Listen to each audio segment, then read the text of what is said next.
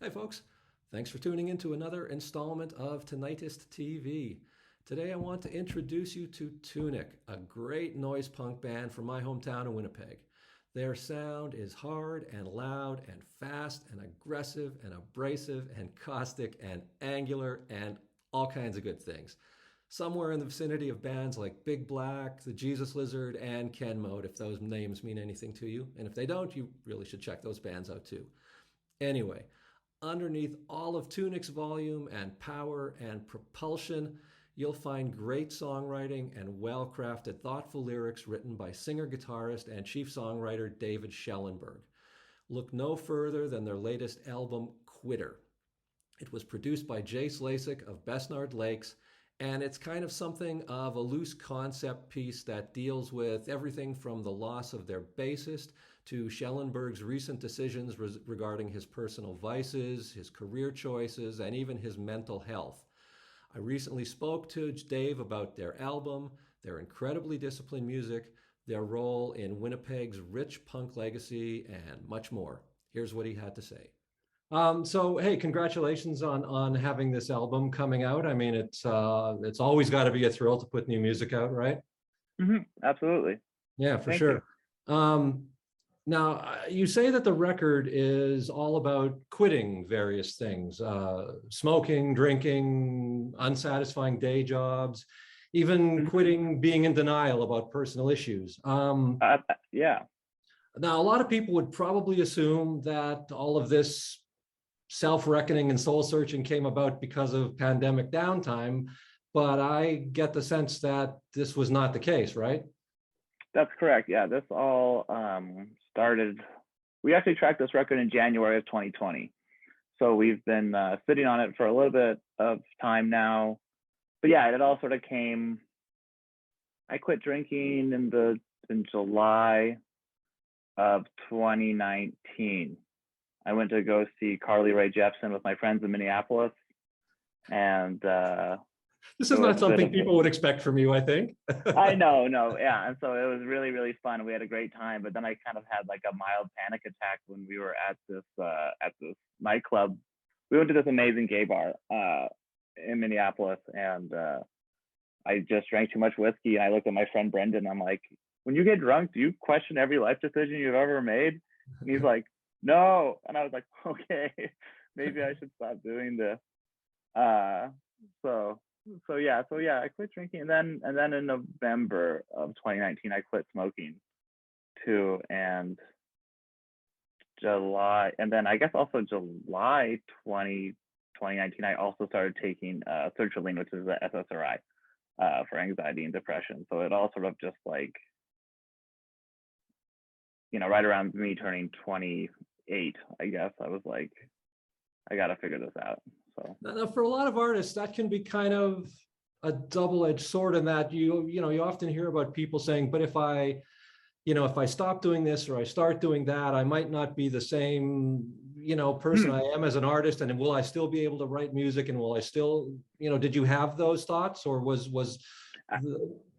Yeah, absolutely. I think the biggest thing for me is that my depression and my anxiety, not so much my addictions, but my poor mental health was so much of who I was and attached so much to my identity that I was scared to find out who I was without those, those big, dark, scary shadows lingering over me.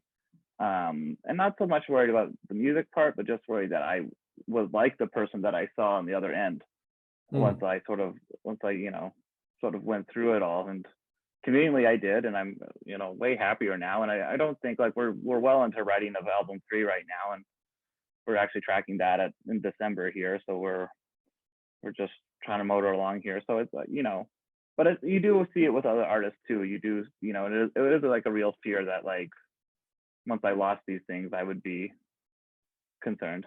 Yeah. Now, you've also talked about, using your personal circumstances to write, and even more than that, kind of needing to do that and not being able to make music that doesn't connect with you that viscerally, say. But this is going a couple of steps maybe further into personal revelation. I mean, was that a did you have moments of doubt about whether you should or shouldn't, address this stuff in these songs, or was it just as natural as, nope, this is what I'm going through and this is what I'm writing about? Yeah, to be honest, I wish it had more thought to it, but it really was just like, this is what's happening in my life right now. Just very much like how Complexion works, like the last record, or Disappointment, or Boss, or everything we've ever done. It was just like, what minor or major traumas are happening in my life right now that I need to get down on paper, digital paper, of course. So how do you feel about people calling this a concept album? I feel fine with it. I didn't even really realize that this whole record was about quitting until I wrote the song Quitter itself. And the interesting thing about the song Quitter is that song is actually about Rory, who was the bass player and played bass on the record and was the co-founding member of the band with me, and about him quitting and just going back to university and focusing on, a new pursuit. And I said, like, the song is about you leaving the band. He's like, but I don't have a name for it. And he said, call it Quitter. And then I was like, whoa, every song on this record is kind of about quitting something. I didn't even really realize it. And so it's just such a strong word too, which is really cool. So it worked out. Yeah, it all fits perfectly. But going back to this concept of being so personal with your stuff, I'm assuming you find it cathartic, but in the long run, I mean, as you play these songs over and over and over again, and kind of, keep returning to these topics and these emotions, I mean, does it get easier? Does it get harder? Is it still as satisfying? It would seem to me that it's kind of like being, stuck in the same groove of where you were over and over again, as opposed to moving forward. Yeah, and sometimes it definitely has that. I feel like without really touring this record, obviously, like, I won't be revisiting these things every night for, like 100 shows in a year or something like that. So it's kind of been sort of allowed me to create a little bit of separation from them. But I've also noticed that, like, as time goes on, I can let go a little bit more. Like, for example, the very first time we went to Europe, I was just so stoked and so happy to be there. I just, was like, unhook my smile from my ears type of thing. I was so happy all the time. And before every show, I was like, shit, I have to get sad and I have to get mad. And so, like, I made a little playlist that, like, I literally, like, put in my headphones as I was, like, setting up my pedals, like, right before we were gonna play, be like, okay, like, you're not happy, you're not doing the coolest thing in the whole world, you have to be this mean man now. So it's like, I think that the songs of Quitter aren't totally there yet, to be frank, but I think after 50 shows or something like that, it's, it'll be fine. And having made all these other self-improvements, though, you may not need the catharsis of the music quite as much, right? Yeah, but it's, at the same time, it is still the best feeling in the whole world.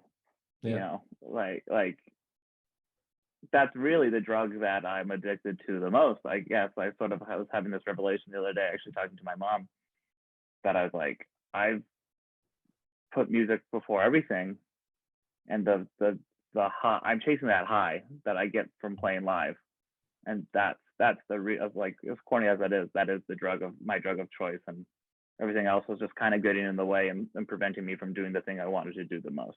Right, but maybe someday you'll be able to write songs that are happy. Oh, happy? Sure, maybe. I doubt it. Yeah, I know we're all a long way from that, right? What is your process like? Do the songs just kind of tumble out of you fast, or are you sort of a slow stone cutter, or is there any sort of mode to it at all? Lyrically, I have to push myself to write, like, every day. Really? Because if I don't, like, when I know that, like, because we'll always do music first, and I have to think about lyrics the same way that I think about writing songs, where I'm like, I have to do it. Like, every single day after work, I would go upstairs. So at my old job, we practiced. So I used to own the Goodwill with people, and so then I would go above there to the jam spaces above every day after work and play guitar for an hour and work on songs. And so, sort of lyrically, it was the same idea, where I'm like, okay, time to dedicate 8 p.m. to 9 p.m. to writing some lyrics, like, once the songs are written, because I'm like, if I don't do it, then I'm just not going to do it. I'm going to go in the studio with nothing. And musically, I sort of the same thing. I just did it every day, and I tried to work on something every day, create a new idea, create a new riff every day, and sort of piecemeal things together. And once I was confident enough with something, I bring it to the band, and sometimes the band would be like, "This is terrible. Don't bring it. Like, take it back." I wanted to ask if there was a lot of revision in your process. Yeah, there is, and especially way more now on the stuff we're currently working on. Like, we have like what we even call like V1s, V2s, and V3s of some songs, and with the stuff with Quitter, it definitely went under a very, under the microscope a couple of times. Whereas in the stuff in the earlier stuff was like, yeah, this is pretty good. I feel happy with this, but right. So this is kind of the result of becoming better musicians and becoming more, you write more songs, you become a little more discerning, I presume, in what you're after, and a little more able to find it and fine tune it. Exactly. You just get a little more confident. So, and like this is the only band I've ever fronted and the only band I've ever played guitar in. So like, there's tons of crippling self-doubt at the start, but now obviously it's like, I know what we sound like, and I know how to do what I want to do. So it's easier now for sure. I feel like there must be a huge amount of rehearsal that goes into what you do, because I mean, people think of if you call your music noise rock, people think of noise rock as kind of chaotic and open-ended, and in some bands, it is obviously, but you guys aren't, you're not jamming. This stuff is rigorous and disciplined and kind of a finely tuned machine. Does it take as much discipline and time to fine tune it and put it all together as it sounds like, or does it come fairly fast for you guys? It depends. It depends on the track, to be honest. Usually we try to go with first thought, best thought always when writing. I try not to overthink anything. And some songs just really come together. Like, looking at Quitter, the record, like, I wrote most of Apprehension in an afternoon, and we did very little, together as a group. We all sort of put our own, Rory and Dan both put their own little spins on everything. And Rory and Dan had that great idea to do that weird drum fill right before the first chorus. But we practice often. We practice a lot. Like, this Tunic is a full-time / part-time job for all of us. Like, it's something that we're extremely dedicated to. So we do try and spend a bunch of time rehearsing. We just did, actually, last week, or I guess a couple of weeks ago, we did 4 8-hour days in a row where we all just like booked up. Yeah, that's putting in the work. Yeah. And I mean, you've got a great drummer too, so that's really fundamental. That kind of, without that, you're kind of lost, right? Exactly. And so it's just one of those things where it's just like, let's not just get together after work. Like, let's take a couple of days off here and tighten up. Right. And speaking of tight, I mean, none of these songs on this album even crack 3 minutes, and the majority are 2 minutes or less. What role does brevity play in your mission statement? And are you just like a ruthless editor, or do you have a short attention span, or what's behind that? Tunic isn't the most palatable music. So the faster we can get through it, it's just, brevity is important because it's not the most easiest thing to consume. So we might as well just give you the shortest versions of it. And that's kind of changing. I thought I was writing a longer record when I made this record. It turns out that it's like 30 seconds shorter than the first one, which is really funny. It was very funny. Once we looked at the final masters, I was like, damn, it's like 20 minutes and 30 seconds, where the last record was like 21 minutes. And I was like, crap. But it's just important to be short and sweet. It's not, I don't want to drag anything out too long. I think that my taste in that is kind of changing. I think a lot of that comes from a fear of it being not the most palatable music. And I think sort of moving forward, we'll be writing longer and sort of more punishing stuff, because the idea of Tunic is really just to punish people. So, but apologetically so, and in a nice, restrained way. It's so Canadian. Yes, exactly. I'm sorry. We're gonna have to play now. Exactly. How has, I mean, even though you're obviously been woodshedding in vast amounts, how has not playing for people impacted the songwriting process, or can you even make that determination? That's a good question. It's allowed me a lot more time to play, to be honest, which has been really cool. Before, like with touring and being gone and everything all the time, no one really wanted to get together to work on ideas after getting back from 6 weeks. Right. You know. And can you write on the road? Yeah, we did a little bit. We wrote a little bit of this record on the road, to be honest. We had a show cancel, and then we had a day off. So we ended up having 3 days off in a row in rural Massachusetts, where we found this weird hippie commune place called the Creation Station. It was wild. And it was on these people's like big farm property, and it's essentially like a really big yurt. And they had like a PA system in there and drums, and we just brought they're like, yeah, bands have done writing retreats here, like we host house concerts. And I was like, okay. And I linked them to the band at the start, obviously, to be like, this is what we do. Sorry, we have to record now. Yeah. And so we wrote some of the record, Reward of Nothing, and I guess Fake Interest too were sort of both started there in the sort of these 3 days. But having this big expanse of time gives you even more of a chance then to sort of live with songs and move things around. That can be too much time though, right?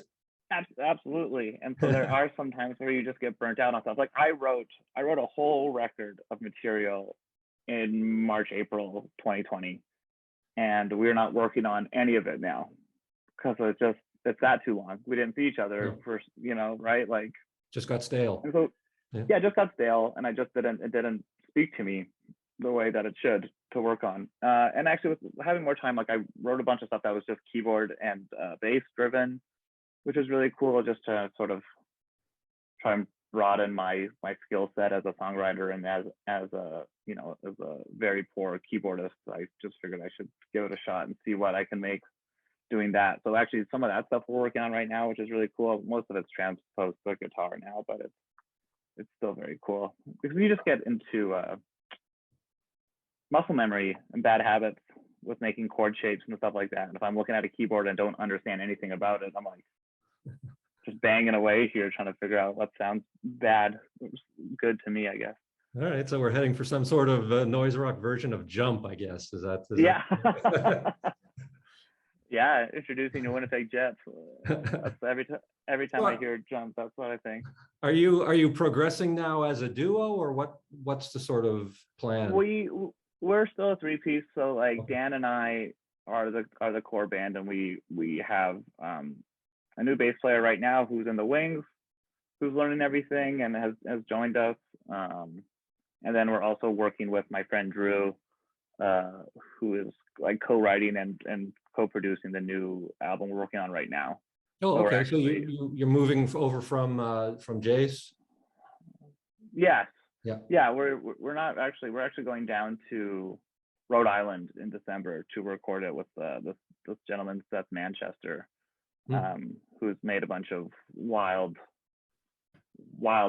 records like Daughters and The Body and Battles and all this sort of really powerful like American noise rock and sort of punky stuff. So it'll be cool.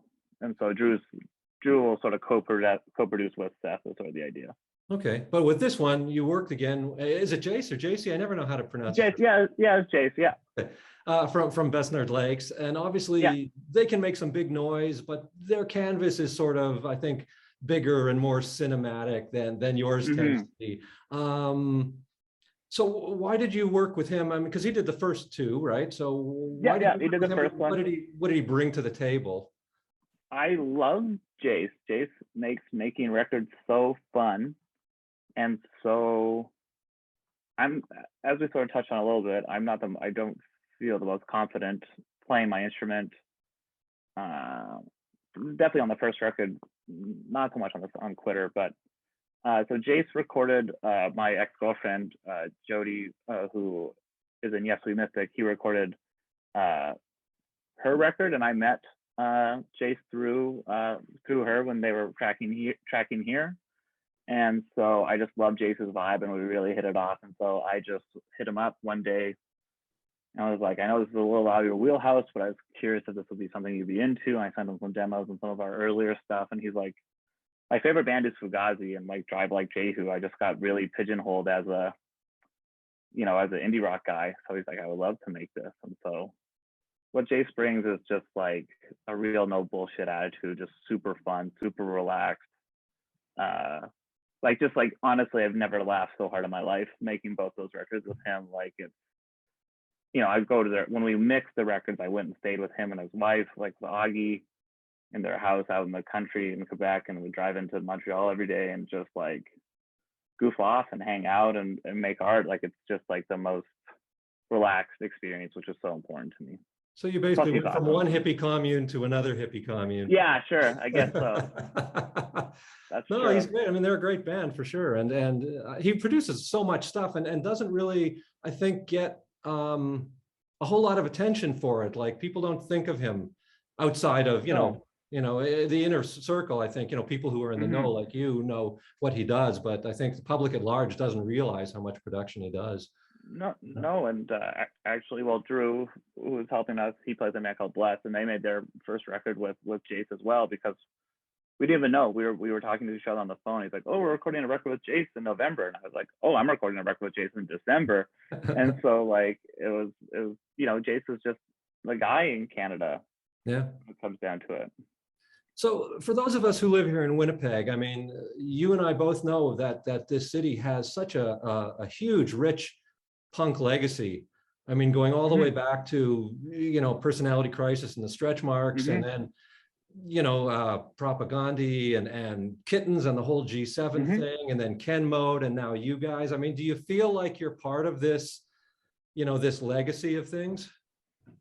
Sort of. Sometimes, to be honest, like when people bring it up, I'm like, oh yeah, cool, like that's really rad. I like, you know, because I never got to see Kittens. I met Jamil recently. I had a non-alcoholic beer with Jamil, I guess, who played in Kittens, I guess maybe a few months ago, because he lives back here now. And but it'll mostly be like folks coming up to us at the show to be like, Winnipeg is sort of this really wild place that makes this amazing punk rock. And I was like, yeah, there is a lot of cool stuff there. And I sort of never really think about Winnipeg being a home for it, but it definitely is. Unlike, you know, like it just doesn't get the same spotlight, of course, as, you know, my pals in Begonia or Royal Canoe or anything like that. But obviously there's a rich history here, and it feels cool. Like there's Sheldon Burney did a great article in Vice a few years back about all the amazing punk that's come out of Winnipeg. So it was very cool to sort of just be even mentioned with those bands. Do you feel any weight of expectations of that? I mean, you don't want to be the punk band that comes out and sucks, you know? Nah, honestly, no. Not that you suck. No, it's fine. No, I feel pretty confident that Tunic is a good band. Oh yeah, just you are. Just from the people who have championed it. Yeah. Like Jesse from Ken Mode has really taken us under his wing and done a lot of stuff with us and taken us on the road. And we actually live a block apart from each other, so like we hang out every now and then. And so it's been really cool. Like I didn't really grow up in this scene, so it's been really nice to sort of just like find it sort of later on as Tunic has sort of got a little more popular and done a lot more. Yeah, well, welcome. Thank you. Where did the band name come from anyway? Tunic is a Sonic Youth song, a song for Karen Carpenter. And so essentially when we started, oh God, a long time ago, I was just looking at the back of my records, trying to find a word that would be a good one-word band name, because I didn't want to have it too. We were jokingly calling ourselves World Tour, because that was just before we called ourselves Tunic. Thankfully, we didn't go with that. Yeah. And so Tunic was just, I like the way it sounds, I like the way it looks, and I thought that we were going to sound more Sonic Youthy at the time. And we obviously, you know, we have elements of their no wave thing, but it sort of became its own beast. All right. So you're already working on the next album. Is there anything you want to talk about with regard to that? Does it have a sort of an overarching theme like this one seems to do, or is that something you'll probably realize after you've finished with it? Yeah, probably realistically, it'll probably be something I'll realize after.